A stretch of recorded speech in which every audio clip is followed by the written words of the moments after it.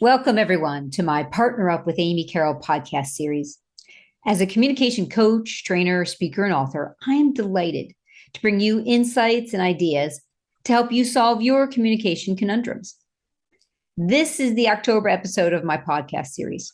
If you want to find out more about me and my previous guests, feel free to listen to previous episodes on my website, either carrollcoaching.com, or you can go directly to the voiceamerica.com business channel.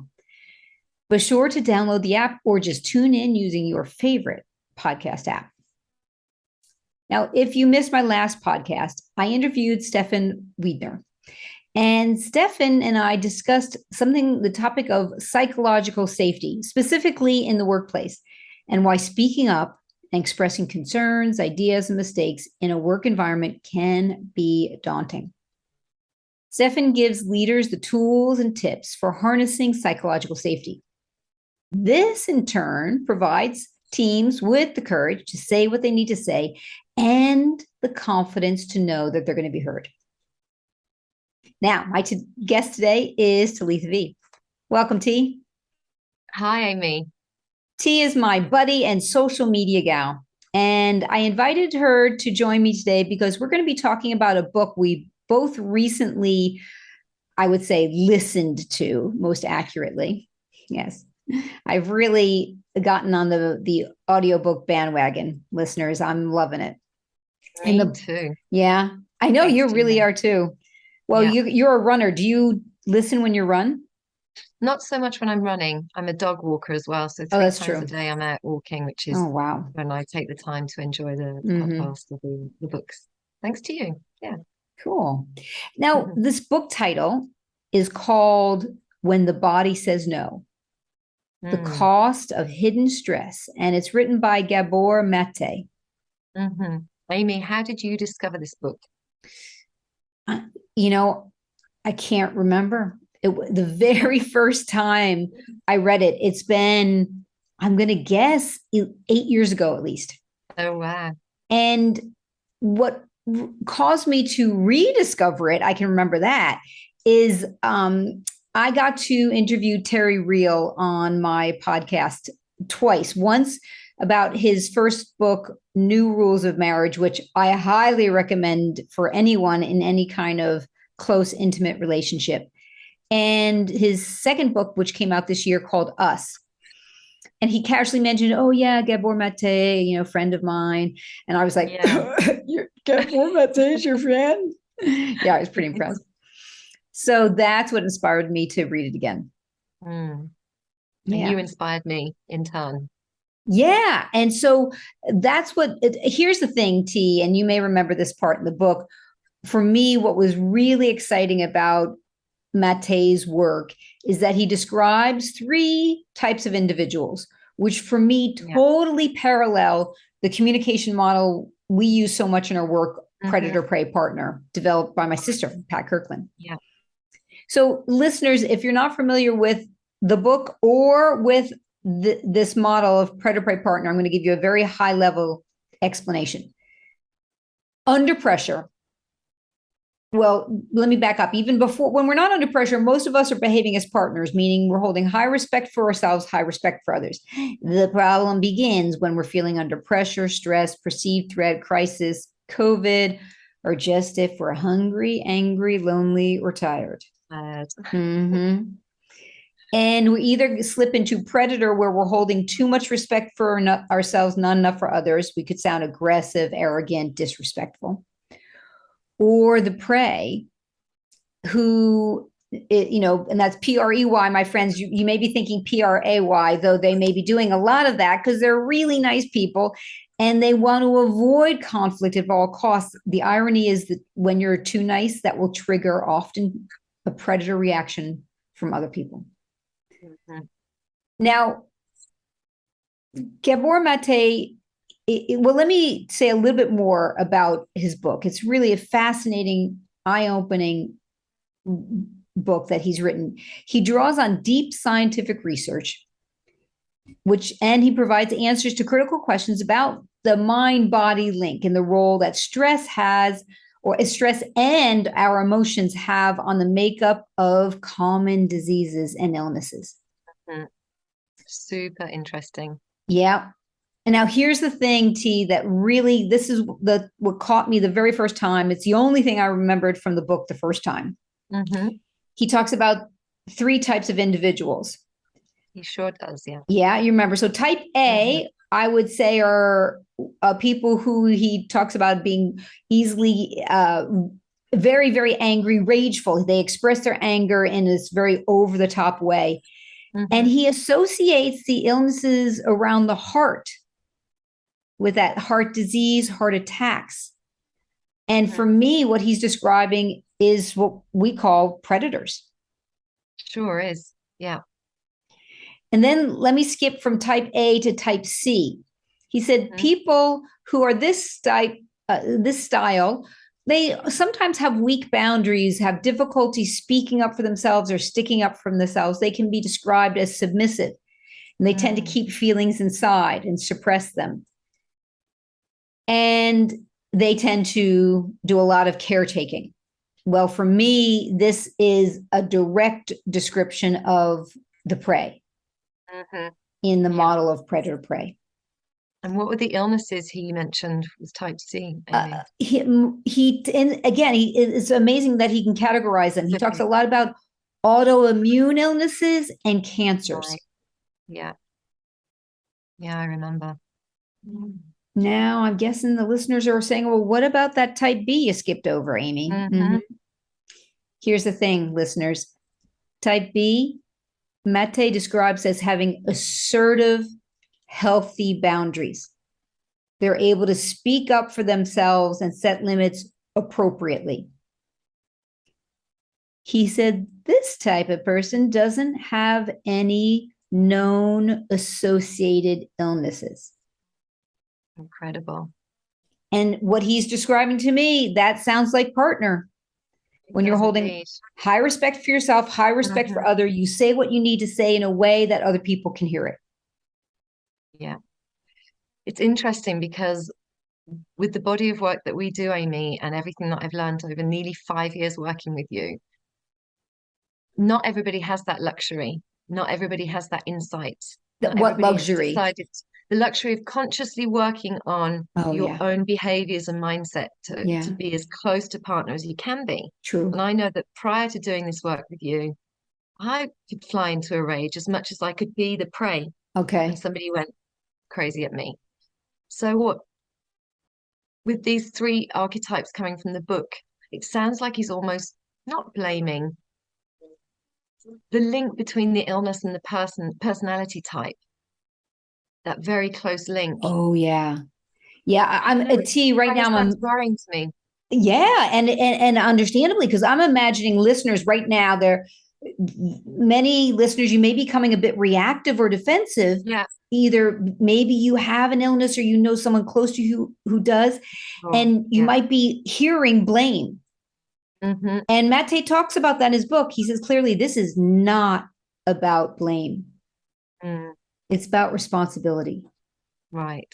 And I want to add the word possibility. So even though he spends, I don't know, it felt like half the book talking about personal stories of people, their illnesses and their personality style and how they behaved, and how we could either, easily hear a predator personality or a prey personality. And the thing is, what's cool for me is I actually don't say personality, predator personality, prey personality. I say predator mode or prey mode, because we're all capable of stepping into all 3, like you just said a moment ago, and myself included. My flip-flop under pressure was more predator, and maybe I went prey very rarely, though what I have trained myself to do, and what you're doing as well, is how to stay partner under pressure. Yeah. And my sense is, all these years, like, that's great for relationships and getting outcomes and making life easier and not feeling resentful. And now I'm like, oh, wait a minute, there's a much bigger gift in all of this. Yeah, absolutely. So what he says is we got to look more broadly at the impact of our surroundings in society as contributions to illness, and not just consider our personal biology when factoring in the origins of illness or pharmacology when factoring in solutions. There is much more available to us. And I guess, what T and you and I were talking about, what do we want to say here? I'm really interested in us having a conversation that is shifting it to responsibility and possibility. What can we as individuals do for our own emotional and physical well-being that can help reduce illness or heal ourselves, reduce the likelihood of illness or heal from illness? And this book is full of great ideas. Mm-hmm. So let's have a look at some of those. And let's share some of the examples of the beliefs.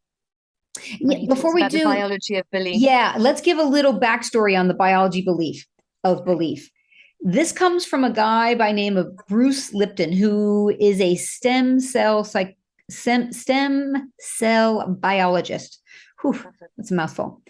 And part of his work, his body of work, he calls the biology of belief, meaning early experiences condition the body's stance towards the world and determine a person's unconscious beliefs about themselves.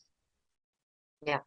And although the biology of belief is deeply physiological, very cool news, it's not irreversible. That is good news. So now let's jump into beliefs, those. Yeah. Some of those beliefs that he shares are, I have to be strong. Oh, yeah. It's not right for me to be angry. Oh, let's go even slower because the listeners need to let this sink in. So I have to be strong. Yeah. And I really, as you're listening to this, I really want you to try that on. Like a jacket in the store. Does this fit me? Is this true for me? Yeah. I think throughout life, I've definitely told myself that I have to be strong. Many, many reasons. Okay, the next one is, it's not right for me to be angry. Yeah, that's definitely not a belief I ever had. Especially for children. Especially for children, as you listen or read the book, there's lots of references to adults shouting or reprimanding children. So there's a whole thing about suppression of anger for children and younger. So that's very interesting. You're also making me think that for the listeners, as you're digesting these examples of belief systems, you may want to imagine when you were a child. Did you get that message from someone in your environment, a teacher, a parent, another, a grandparent, somebody important to you? Did they communicate to you it's not right to be angry, either because that's how they felt for themselves or they were wanting to impose that on you? Yeah, and that could absolutely ring true for adults too. And this next one, I think, situation corresponds. If I'm angry, right, there we go. If I'm angry, I won't be lovable. Yeah. Both children and adults. Could imagine that. Okay, number 4, I'm responsible for the whole world. I definitely don't have that belief, though I know people who do. And I think a lot of people who, again, I'm going to stereotype, and I don't remember if you mentioned this in this book. I think children who are firstborn children probably, this is probably a very common belief for them, that they're responsible for the whole world. Yeah, and I've had that feeling as well growing up. I don't know where it stems from. I was the third child, so that's not necessarily the reason, me being firstborn or whatever. Oh, okay. If you're a caretaker, which is what I have been for many, many years, wanting to take care of the other before taking care of self, I think that comes in, being responsible for others, the whole world. Anyway, it's unique for everybody. The next is, I'm not wanted. Oof. That's tough. Then that is a tough one. Then we've got a classic, I'm not good enough. Yeah, if I really sit with that one, I suppose that is one that I have believed in, certainly in the past, and may still believe in some parts of my life. Yeah. Okay, the next is, I don't exist unless I do something. That, for those people who stay busy. Yep. That's a big one for me. I've got a little bit like I had to prove myself or something. Hmm.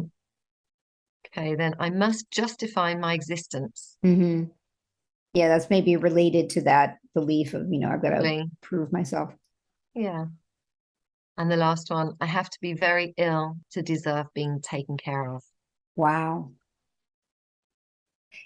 I just feel like this alone is a huge gift for listeners Mm, because listeners, once we know something, we can't unknow it. I mean, yeah, you might go into denial, you might want to push it away. And if you do push it away, if you feel a very strong reaction to one of these, that's probably an indication that there's something there to explore. And you don't have to do it today mm. or tomorrow. I love that. I love that, Amy. If you know when you learn something, you can't unknow it. Yeah. Yeah. Really So now interesting. that you know that there might, like if you take the one about, uh, um, I, I have to be very ill to deserve being taken care of. Oh my gosh. There's a huge gift in that realization if that's a Awareness. belief, right? Hmm. Because once we have awareness, we can start to make different choices. Exactly. Yeah. And if the thing is, if we're to heal, it means that we have to reverse a lot of these belief systems that we instilled at often at a very early age. The healing agent is the internal state that needs to be changed.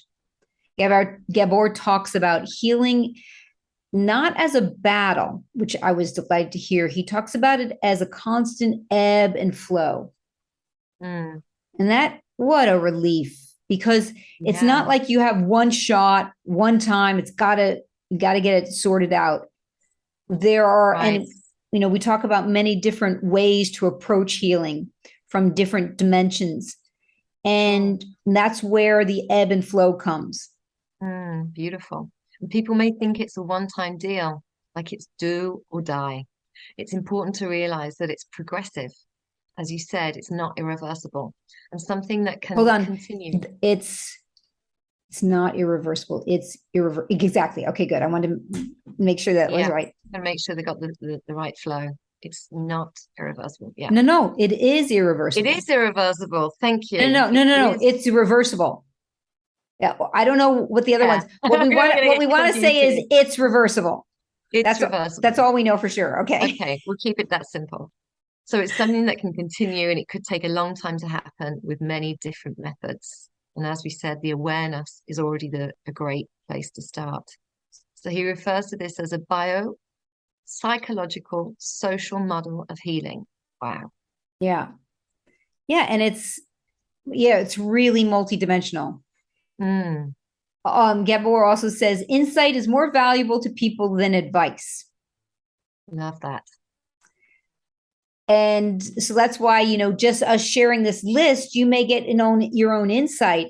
And I also wonder if that's why coaching is such a powerful tool for so many people because it enables people to find the solutions and insights themselves.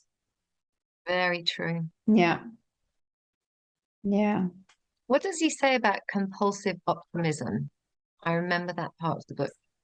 Um, he says, oh, it's amazing. And the listeners, it might be the word compulsive that gives you a little clue. He says compulsive optimism can act as a blockage towards healing. Yeah. This was shocking for me to hear. Yeah, it's an aha moment for me too. You know, Because we go along thinking if we're optimistic and we're positive, we stay in that positive mindset. We see a lot of that across social media, and he takes it to a different level. yeah, he talks about this. He calls it a two-pronged approach that Mm. includes two questions. First question is for listeners, if you have an illness, he says, ask yourself, what does this illness say about the past and present? Mhm. And then the second question is, what will help the future? Let me repeat that for you listeners. Question one, what does this illness say about the past and present? Mhm. And what will help the future? You may want to write those questions down. He says, and here's the good news, negative thinking can be very valuable. It's because it's a willingness to consider what is not working. Yeah. And he says not posing these questions can actually be a source of stress. Mm-hmm. And the thing is, when we pose these questions, yeah, you may have some short-term stress in the moment thinking about it because it's going to be maybe scary or uncomfortable. And I'm guessing it's the lesser of the two evils. Short-term stress to get a huge insight that can lead you down a path of healing. Yeah. And Amy, it's interesting that Gabor says autonomy is impossible as long as a person is driven by anything, whether that's fear of the boss or fear of boredom or even FOMO. Yeah, fear of missing Fear out. of missing out. That's huge for me. Yeah, we mentioned this before in our chats, didn't we, while we were discussing the book. Many people experience that, the fear of missing out. And in a way, Yeah. a person is still unable to say no, even if it's to his own drivenness. Yeah. That's what Gabor says. While it's true that genuine joy and satisfaction will obviously enhance well-being, pause states of mind, which are generated to tune out discomfort, actually lower resistance to illness. So positive states of mind, which are generated to tune out discomfort. So that's me, I'm sometimes keeping myself busy in order to avoid the discomfort. That could lower resistance to illness. So that was really, that gave me more, gave me pause to say, okay, where are some moments in my day where I can just, even if it's just 3 minutes, just hang out and be. Bottom line takeaway for me in this area is negative thinking can prove to be very valuable.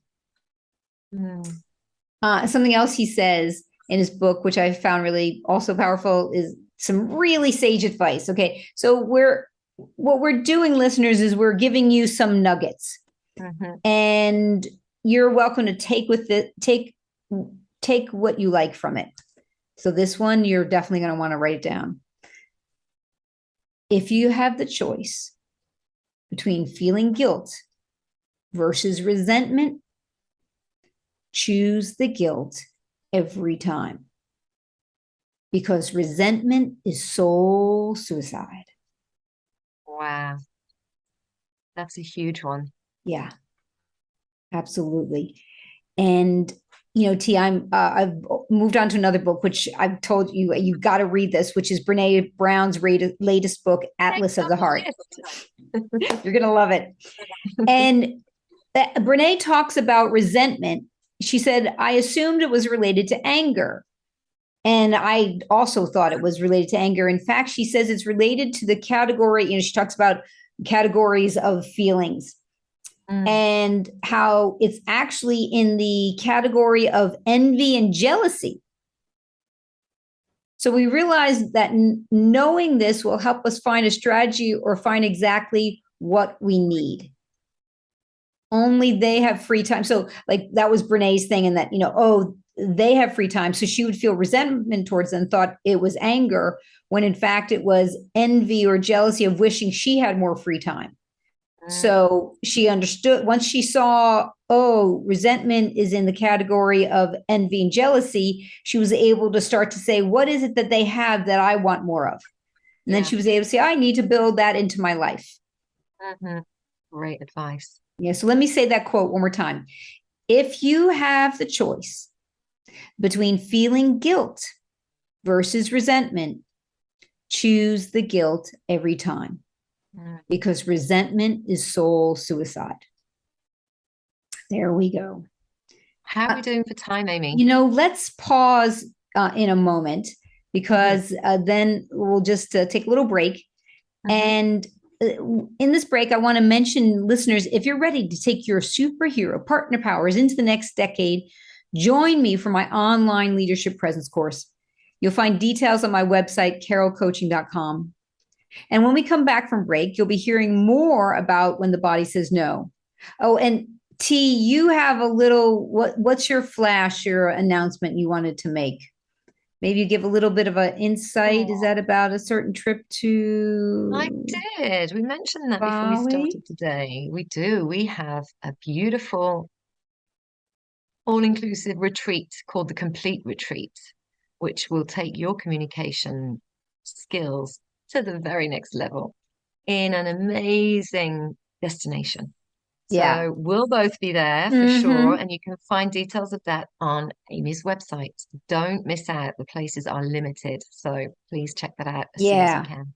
The complete retreat. Okay. So, listeners, stay tuned. You're listening to Partner Up with Amy Carroll on the Voice America Business Channel. Welcome back. My guest today is Talitha V, my buddy and social media gal. We've been discussing the book When the Body Says No, the cost of hidden stress by Gabor Maté. T, do you want to give a quick summary of the first half? Absolutely. These are the highlights of the first section if you didn't get to listen in. Number one, negative thinking allows us to advocate on our own behalf on what's not working. Number two, compulsive positive thinkers are more likely to develop disease and less likely to survive.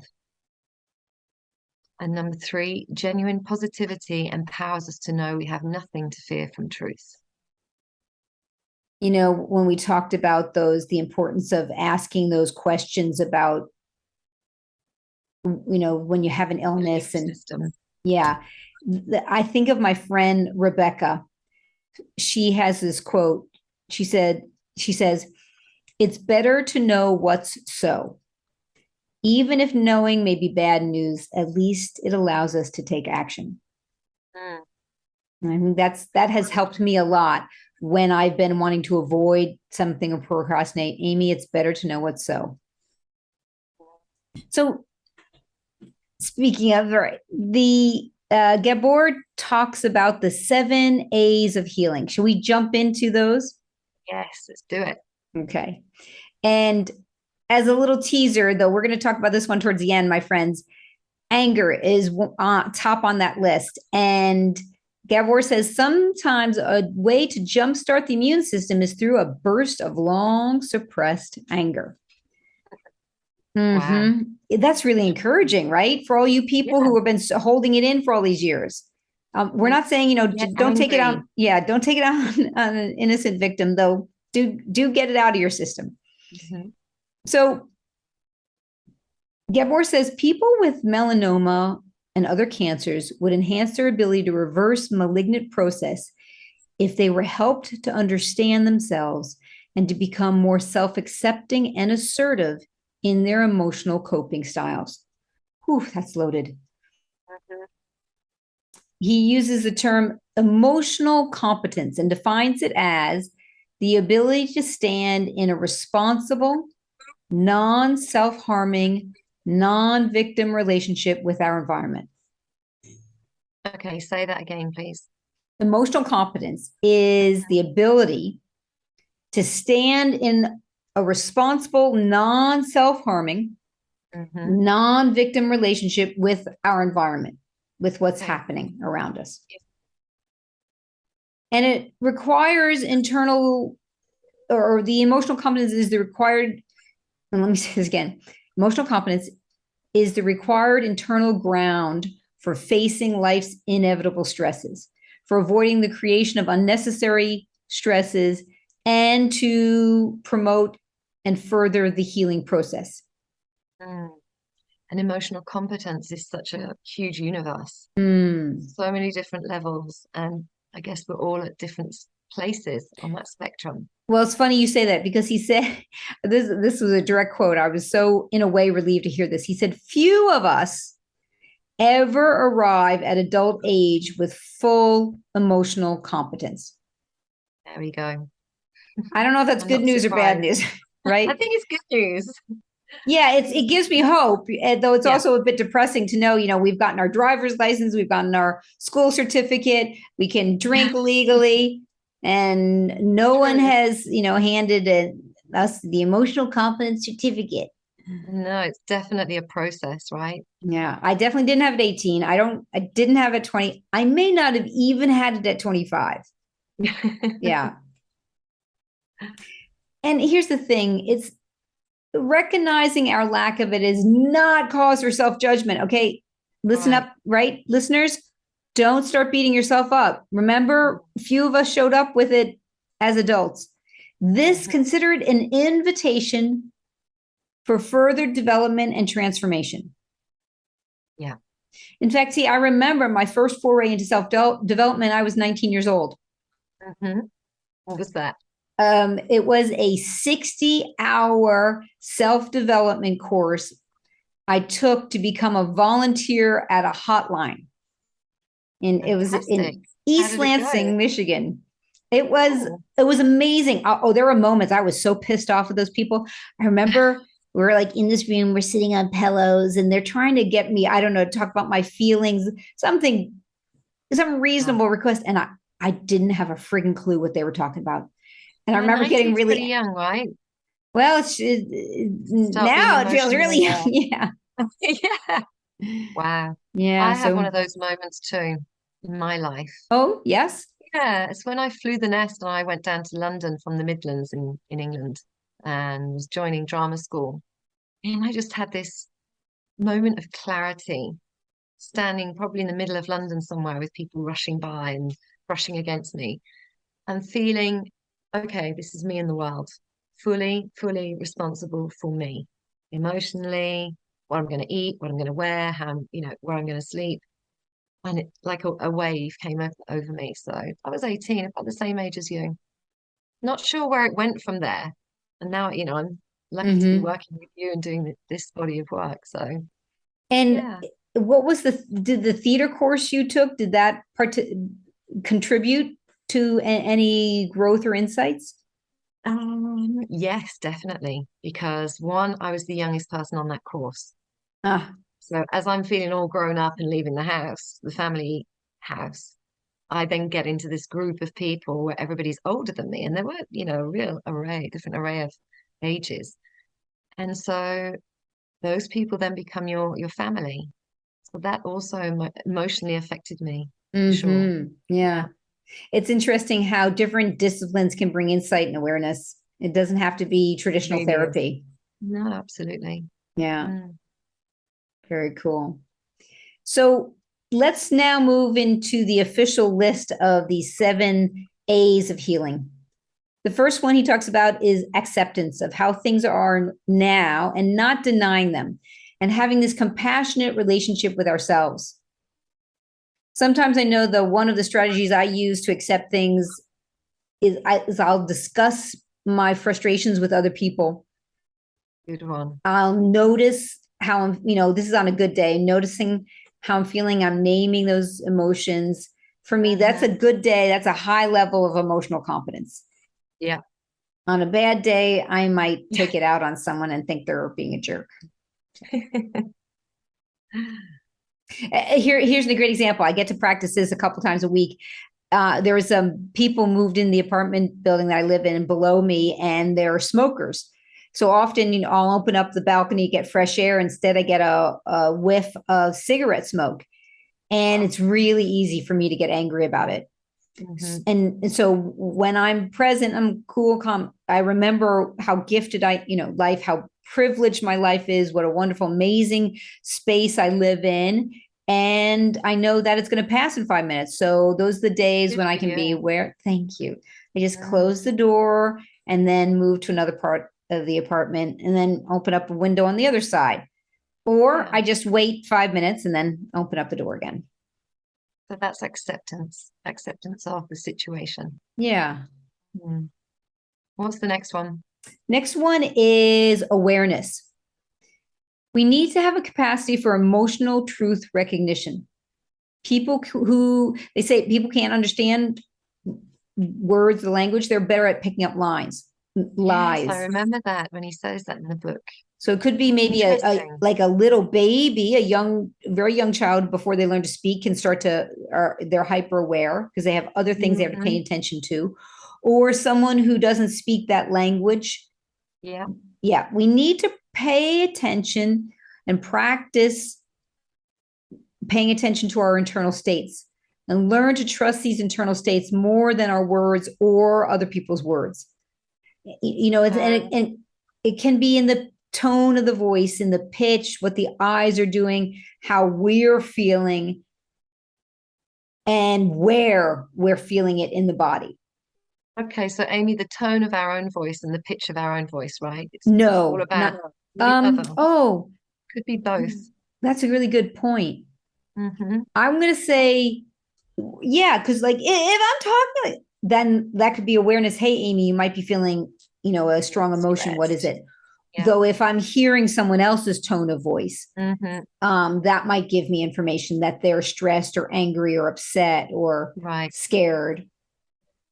And awareness also means learning where the signs of stress are in our own bodies, as I was saying. This Yeah. is a recognition, or this is a regaining of our lost capacity to recognize emotional reality.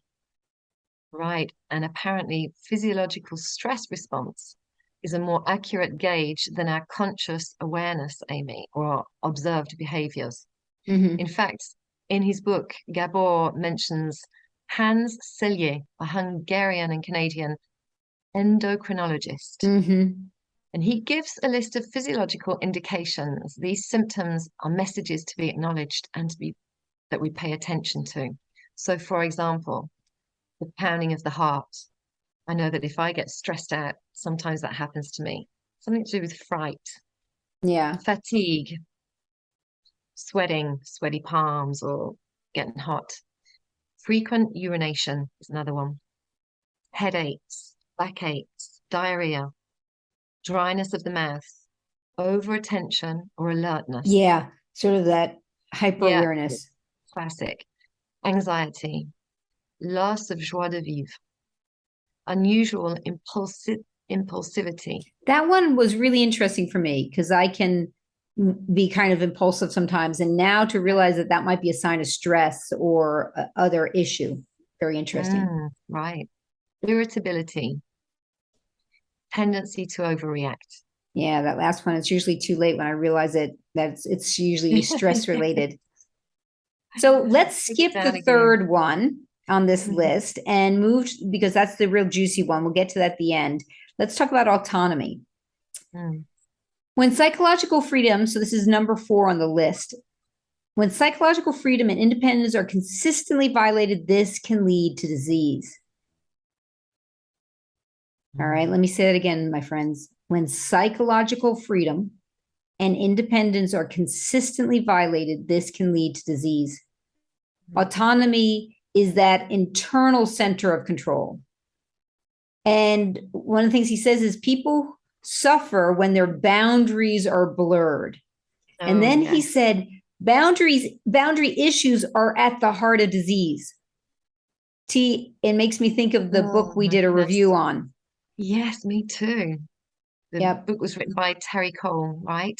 Boundary Boss. Yeah, Boundary Boss, that's it. And we did I a think, couple of shows. yeah, I think we did Great more than book. one. There was so much in there. Yeah. So So can much juicy recommend that. stuff. Yeah. There's also a couple of shows on your Partner Up with Amy Carroll business channel right here on Voice America if people want to check that out. The first part, we did 2 parts on the Boundary Boss. First part is show 64, and the title is Having Healthy Boundaries Makes You Brave and Generous. That was aired on November 19th last year, 2021. And part 2 is show 67, same title, and that was aired on December 10th. So please, listeners, go and check them out. This was really eye-opening for me. I just remember thinking, wow, I automatically thought I had boundaries in place. And when I read that book, I realized that I did not. Wow. Mm. Well, that's a really, yeah, I remember that insight. Yeah. So, if we tie it back to what Gabor Maté said earlier, if you have a choice between guilt and resentment, choose guilt. I think in my experience, sometimes when I set boundaries, I feel guilty. Very true. I recently set a boundary with a friend and I felt bad about it because I knew she needed this thing. And I knew that if I did it, I was going to feel resentful. So I chose to say no, because for me, resentment is poison to my body. And I just wasn't willing to accept that. And so I had to live with the guilt.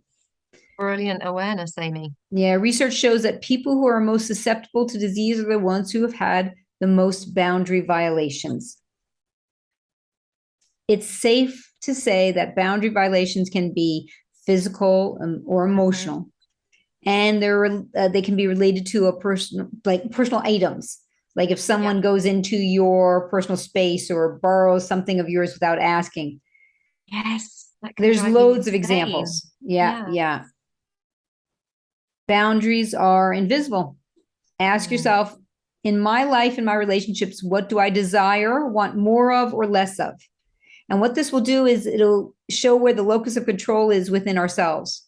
So let me say that again. The question to identify where you may need or want boundaries. You ask yourself, in my life and in my relationships, what do I desire, want more of, or want less of?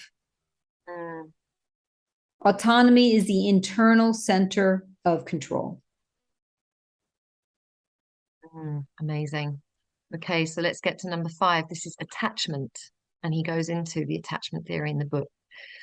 Attachment is our connection with the world, our early attachment bonds, for example, through which we learn to feel anger or we learn to suppress it, even at a very early age. Seeking connection is a necessity for healing as humans. So, yeah, if you want to know more about that part of the book, head to number 5 on this list, attachment theory. It's fascinating. Yeah. And this number 6 is assertion. It's a Mm, declaration to the world that we are and that we are who we are. It demands neither acting nor reacting, it demands being, letting wow. go of the very need to act. And the way I'm hearing that, Amy, it almost feels like when we talk about being in integrity and being the Mm, authentic you, yeah. just being something that we don't practice very often, maybe. Okay, I love this one. Affirmation, number 7. It's important to honor our urge to express ourselves, whether that's through writing, dancing, cooking, gardening, surfing, painting, spending time in nature, whatever it is. We do this as a healing for ourselves and others. The opposite, doing, guess, nothing and not creating, deadens our spirit. Yeah. The second affirmation is even deeper. He goes into Gabor talks about the connection with the universe. So again, if you want to discover more, head over to the book. Absolutely. And now, drum roll, please. The final one, which was in the list as number 3, is anger. The repression of anger creates physiological stress on the organ. So, for all those people who are too nice and don't speak up, you're going to want to get angry for your own health. Yeah, it's the culprit. Anger. People who have cancer, this is what he said in his book. People had cancer who were able to express anger towards their physicians lived longer than their counterparts. Wow. Just from getting angry at their doctor. Yeah, the release of that suppressed anger. The expression of anger versus the suppression of anger has shown to be less physiological stressful. So it's better to get it out than to keep it in. And, I've been the receiver of other people's anger, and I've also been the angry party, the guilty person who's let her rage out. I'm sure we all have. Well, this is a tricky emotion. Since the outpouring of anger can be detrimental to those around us, it can also be detrimental to the individual. They may experience high blood pressure, even a heart attack. Wow. And Gabor says hostility is the drive in. No, let me say this: the hostility in the drive for dominance is directly related to heart disease. Shocking. So it's playing both sides. How too much, too little, they're both problematic. The suppression of anger and the unregulated acting out of it are indications of abnormal releases of emotions, which are at the root of disease. Both of these extremes represent a fear of the genuine expression of anger. They both represent the fear of a genuine expression of anger. And for me, when I think about the predator-prey partner, remember the predator is likely to be rageful. The prey is likely, well, sometimes I'll describe the behavior as passive aggressive. They're not able to be direct, so they do it in a very indirect way. Mm-hmm. This to me is the crux of being able to say what you need to say, being clear and kind. Another quote from Brene Brown. People who pray are too afraid to speak up because they're shy. Well, I don't know if it's just shy. It's there's all sorts of reasons why someone who is a prey is not willing or able to speak up.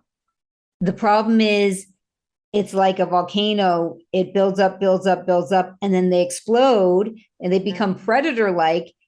And the people who are predators don't realize they're coming across too strongly. So, someone who's a prey and then they explode and damage relationships probably feels even more horrible than a predator who does that, because predators, we don't want to do it, though we're used to doing it. Right. And as I was just saying, I kind of was saying a bunch of things at the same time. Someone who's a predator who explodes, shockingly, they don't realize how aggressive they sound a lot of the time. And that's really hard to believe. And then I pull out the video camera and I have them watch themselves. They're like, oh, okay. That's not good, is it? And the good news about this last thing is that a lack of awareness for most people is what is allowing a predator to be a predator. So often when a predator realizes how unacceptable their behavior is, their motivation to change increases. Yeah, thankfully. And I like how Gabor refers to healthy anger, Amy. He says that it's an empowerment and brings us into a true state of relaxation physiologically. He says it's a physiological experience without what he calls acting out. It's a sense of a surge of power going through the bodily system, while simultaneously a complete disappearance of all anxiety. When healthy anger is being expressed, you don't see anything dramatic. And from the book, I kind of remember he had filmed an airplane flying by right there. Oh, okay. There was some kind of research where they had filmed people being angry, and the observers didn't realize they were angry. They saw a real state of relaxation happening in the body and the facial expression. So that's insane. We'd never imagined that. He says the muscles relax. And then he continues to ask, what is rage? And he says, when we're in a state of rage, we're not relaxed at all. Our bodies are not relaxed. There's a tightening of muscles and a feeling of internal anxiety. So anger gives us an important information and should not be ignored or suppressed. Healthy anger leaves the individual in charge. Yeah. It's, to me, when I coach people to say something slow and calm, so I say, okay, tell me what you're angry about. Let's say it. Okay. And I have them say it in this way that's like they're just talking about what they're going to do in the garden over the weekend. Slow, calm. That's the mantra. For those of you who are predators, or for those of you who are prey and afraid to say what you want to say, if you say it slow and calm, then that will often cause you to be more relaxed. Even though maybe inside you might be feeling some stress, you're appearing calm and relaxed. And you want to do it without any sarcasm. So, T, if you and I were colleagues and I was upset, I might say, T, when you presented my material at the meeting last week, I was really angry, and I'm still really angry. And I'd like to discuss how we can resolve that. Okay, so I say it to her in this way. I use her name. I go slow. I have pauses. I have no emphasis on the words, except I'm being really clear in my language. I was angry and I'm still angry. And here's what I want to do. And as a result, it's going to be harder for T to have a defensive or offensive reaction because she's able to take in the material and digest it. So, and at the same time, Amy, are you then tricking your body into a more relaxed state? Because how you want to sending those internal signals, yes, staying calm. Yeah, probably is. T, we only have 2 minutes left to finish the show. Wow, so that went really fast. Didn't it? Here's here's what I'd like to go through. Listeners, he's got some great references, and we're going to give you the websites to 4 or 5 of them. So get a pen ready and listen up. First one is beginningyourhealingjourney.org. That's all one word, www.beginningyourhealingjourney.org, for videos, audios, and a book. And then there's the Canadian Institute of Stress, and you can find that www.stresscanada.org. Stresscanada.org. Third referral is healthnewsnet.com. www.healthnewsnet.com. Another one is a program I did. He calls it's the Landmark Forum. And that, I found, it just rocked my world, and it certainly did for Gabor Maté as well. And that you can find on www.landmarkeducation.com. Last two, PD seminars, P as in Peter, D as in David, pdseminars.com, www.